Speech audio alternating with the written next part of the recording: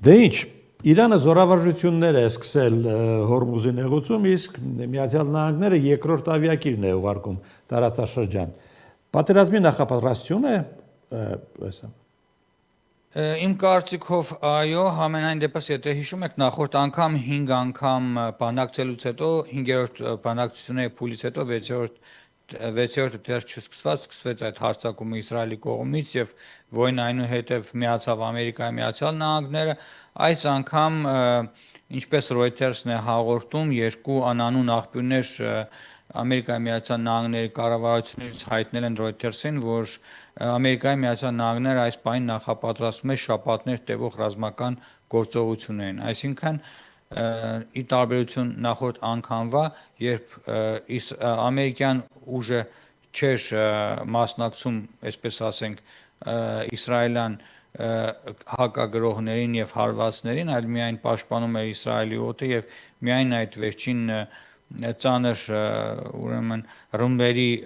օպերացիան իրականացրեց արդեն վերջում եւ որոշեցին այդքանով ավարտել այդ ռազմական գործողությունը 12 օրյա կոչված պատերազմը, իսկ այս անգամ Ամերիկայի Միացյալ Նահանգներն իմ կարծիքով շատ լուրջ ներգրավվածություն է ունենալու այս գործընթացին, իդեպ իսրայելյան բոլոր վերլուծաբանները հետեւյալ հարցադրումն են անում. Հարցը այն թե չէ լինելու է թե ոչ պատերազմը, հարցը այն է թե երբ է այն սկսվելու։ Նեթանյահուի այցը Վաշինգտոն այդ մասին էր։ Իհարկե, նաև այդ մասին էր, Ամերիկայի Միացյալ Նահանգներին փոխանցվել էին լուրջ հետախուզական տվյալներ Իսրայելի կողմից ներկայացված, նաև հստակ մեսիջներ ուղարկվել Ամերիկա Նեթանյահուի կողմից մի քանի այստեղ նախապայմաններ կան, նախ առաջինը ոչ միայն Իրանի միջուկային ծրագրի դադարեցումն է, այլ ըստ իսրայելյան որոշ աղբյուրների նույնիսկ 600 կիլոգրամ հարստացած ուրան ունի Իրանը եւ Իսրայելը համաձայն չէ այն մտքի հետ, որ իբր 400 կամ 450 կիլոգրամ է ուրանը, Իսրայելի տվյալները 600-ի է հասնում, 600 կիլոգրամ, որը պետք է Իրանը անմիջապես փոխանցի Ամերիկայի Միացյալ Նահանգներին, երկրորդ պահանջը բալիստիկ հրթիռների արտադրության դադարեցումն է եւ ընդհանրապես բալիստիկ ծրագրի կասեցումն է մինչեւ կոնե 300 կիլոմետր հեռահարության, որովհետեւ այս պահին Իրանը 3000 կիլոմետր հեռահարության հրթիռներ ունի, շատ հանգիստ կարող է խոցել Իսրայելի ողջ տարածքը եւ ողջ տարածաշրջանի բալիստիկ հրթիռներով, սա երկրորդ պահանջն է, երրորդ պահանջը պրոքսիների ֆինանսավորման դադարեցումն է, ինչպես գիտեք հութիները, ինչպես գիտեք Հեզբոլլահը Լիբանանում եւ Իրաքի իրանյան շիական միլիցիան, խոսքը այս 3 պրոքսիների մասին է եւ չորրորդ կետը նաեւ իհարկե ոչ անմիջական, բայց իհարկե օրակարգում եղել է նաեւ այս ռեժիմի իրանական ռեժիմի փոփոխությունը։ Հիմա այս ծանր մթնոլորտում բանակցություններ ուր են տանում դրանք։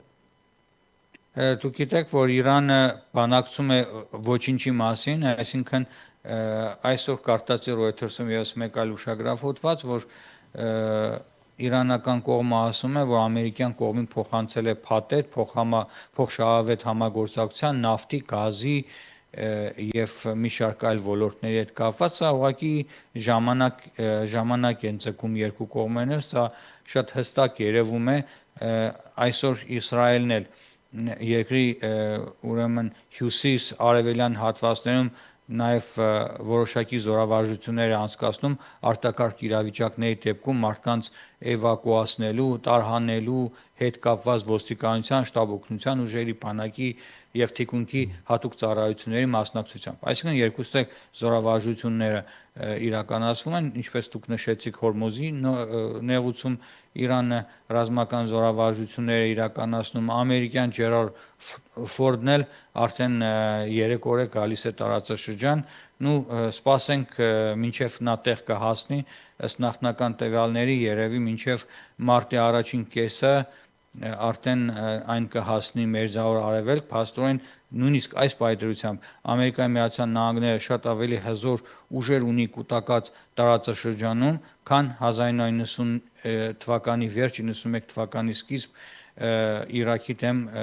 տևած այդ կազմակերպված այդ պատերազմը Ամերիկայի եւ իր դաշնակիցների միջոցով։ Արտем, նախապատերազմական լուրեր կարելի է կոչել։ Սրանք Նեթանյահուի գրասենյակի աշխատակիցները կասկածելի ծրար են հայտնաբերել։ Հաջորդը Թեհրան լրտեսական սերիալի իսրայելցի պրոդյուսերին մահացած են գտել Աթենքի հյուրանոցում։ Ինչի մասին են սրանք, ինչ են հաստատում։ Հաստատում են, որ համենայն դեպս ճիշտ է հրթիռներ չեն թռչում եւ ինքնաթիռները դեռևս հարվածներ չեն հասցնում, բայց պայքարը գնում է մի քանի օր առաջ էլ պայթյունների շարք էր Իրանում տեղի ունենում տարբեր ստորաբաժանումների Իրանի պահապանների հեղափոխության պահապանների ստորաբաժանումներում չգիտես ինչու գազի պայթյուն էր տեղի ունենում եւ այդ գազի պայթյունը տեղի էր ունեցել ատաղձագործական ուրեմն արտադրամասում ինչ գործ ունի ասենք Իրանի հեղափոխական պահապանների այս զորամասերում ատաղձագործական կամ իրենց շտաբում ատաղձագործական ասենք ուրեմն արհեստանոցները բարձր որ սա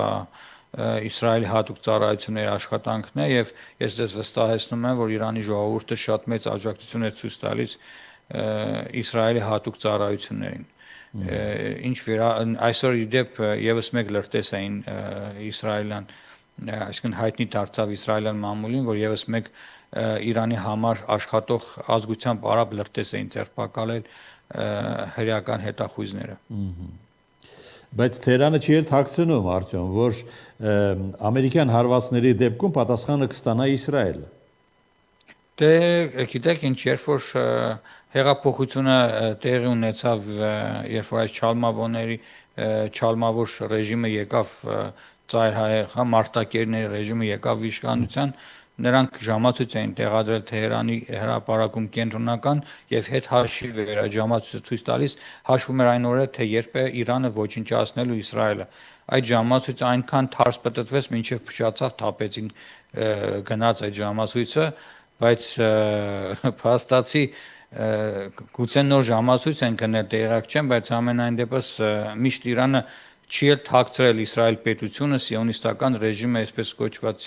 վերացնելու իր նկրտումները բայց թե արդյոք դա նրան կհաջողվի սա է հարցը մեկ օրվա ընթացքում տեսակ տասնյակ գլխավոր շտաբի իրանական զինծառայողներ այսպես մեկ քլիկով սպանվեցին եւ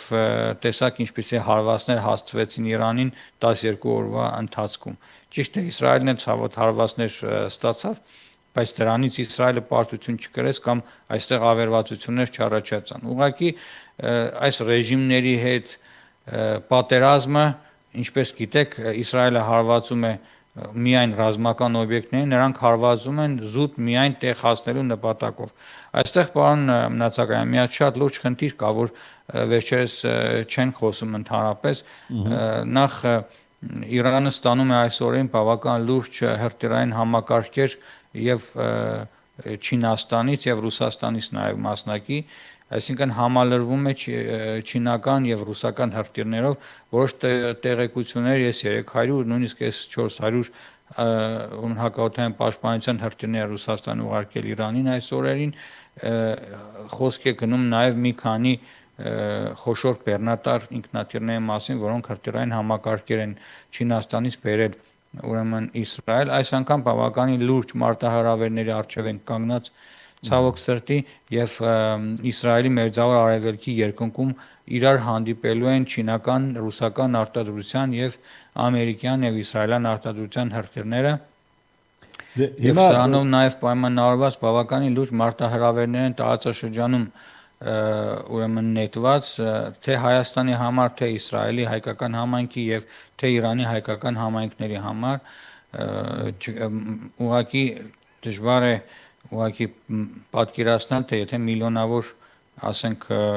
փախստականներ Իրանից փորձեն անցնել հայկական սահմանը մեր ուժերը ինչպես են սրանք կասեցնելու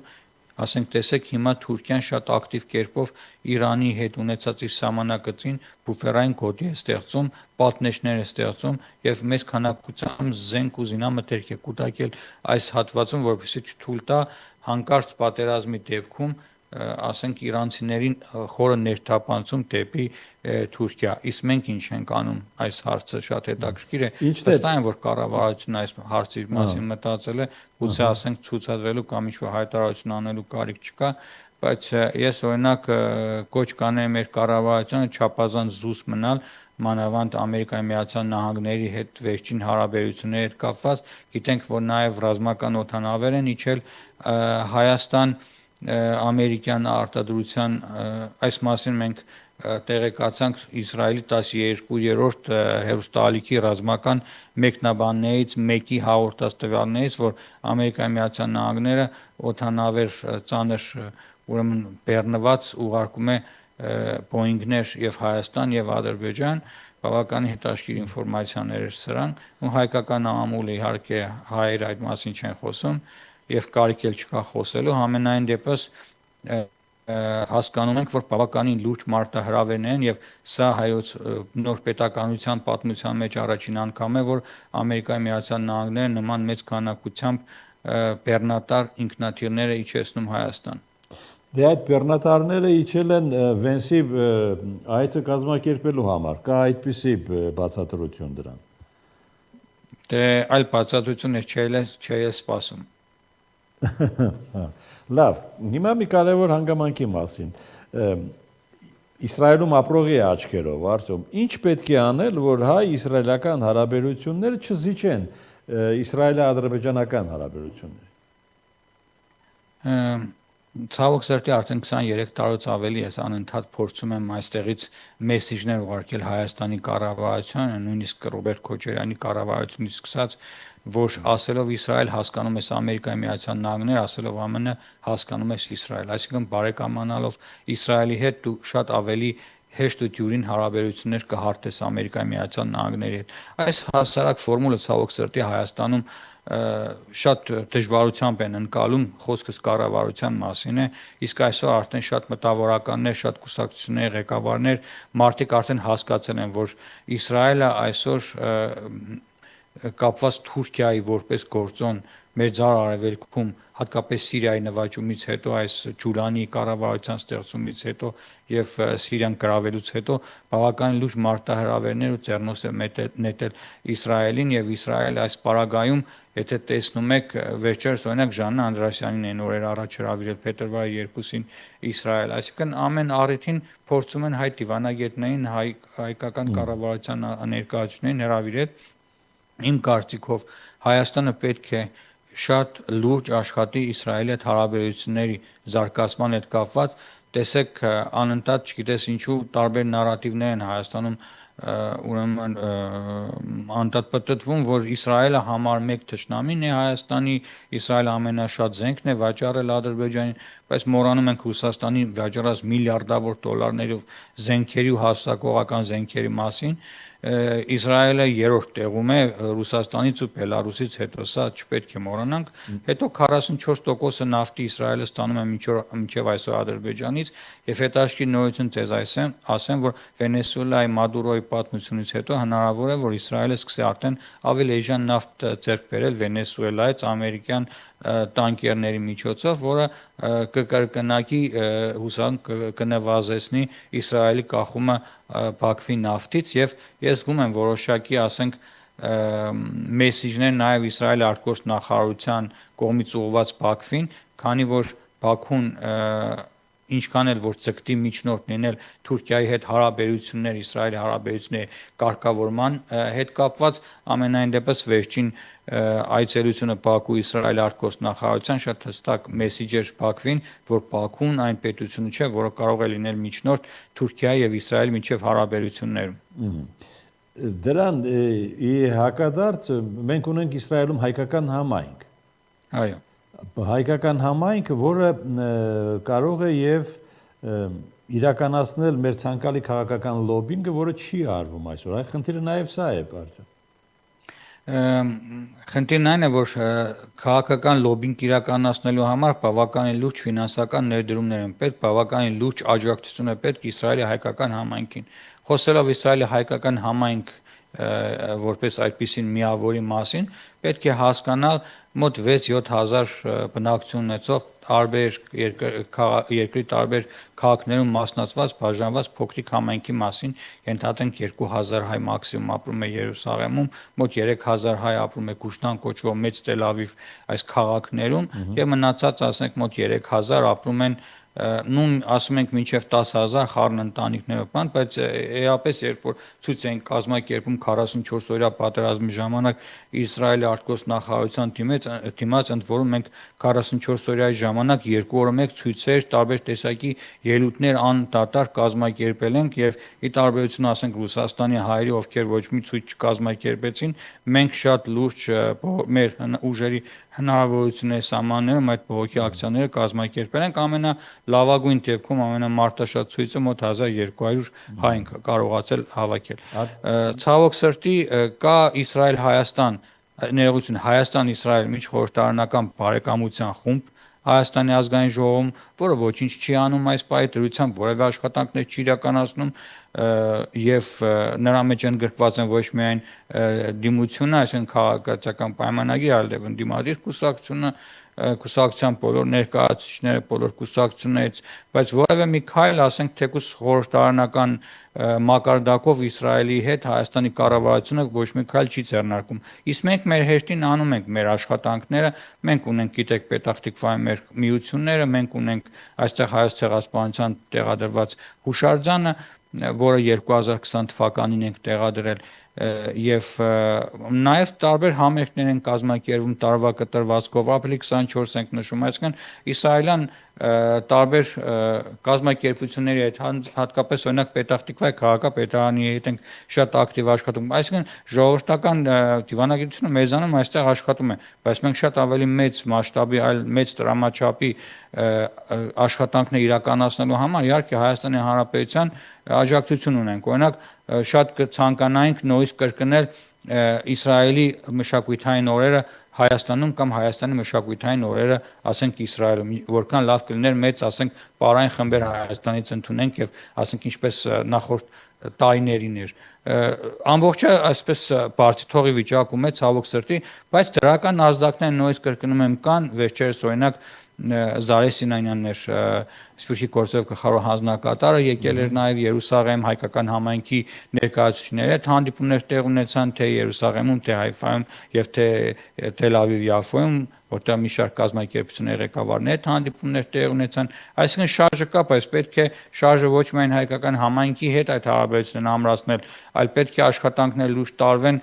իսրայելյան բոլոր կազմակերպությունների թե հասարակական, թե քաղաքական եւ թե միջկառավարական եւ թե նաեւ միջխորհրդարանական գետնի վրա։